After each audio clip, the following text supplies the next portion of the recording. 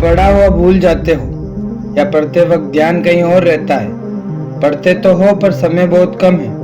Exam आने वाले हैं लेकिन अभी तक कुछ भी याद नहीं है।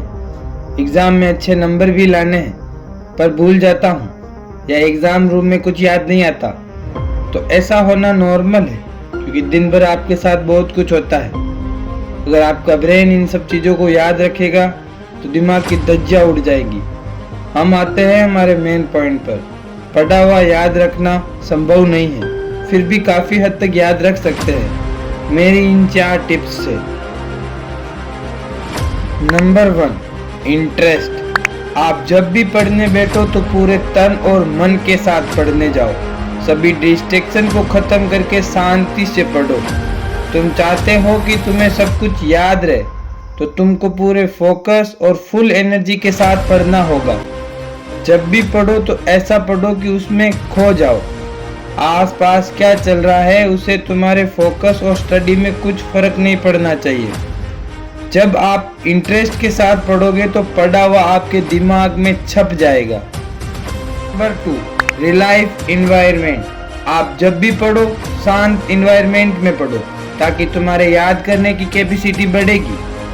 तुम अगर शांत और आरामदायक प्लेस पर थोड़ा बहुत भी पढ़ते हो तो उस जगह पर जो एकदम शांत और आरामदायक है तो उस समय जल्दी और लॉन्ग टाइम के लिए मेमोरी में याद रहता है।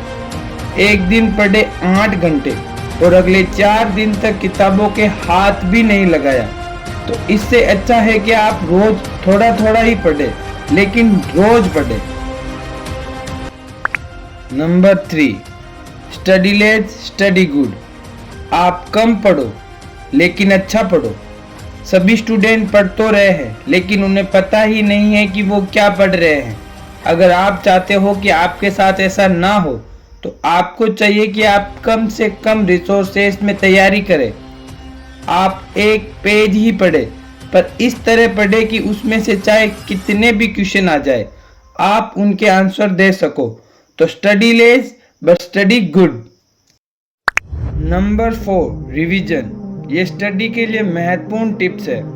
आप चाहे कितना भी अच्छा पढ़ लो लेकिन अगर रिवीजन नहीं है तो आप एक दिन में 50%, अगले सप्ताह में 70% और एक महीने में 85 to 90% तक हम भूल जाते हैं। तो सवाल अब ये आता है कि कैसे याद रखें हमेशा के लिए। किसी भी टॉपिक को 3 रिवीजन करने की ज़रूरत होती है। फर्स्ट रिवीजन इन 24 आवर सोने से पहले, second revision in a week and third revision in a month. अगर आप यहाँ तक आए हो आप में ज़रूर कोई खास बात है। Thank you. जय हिंद, जय भारत।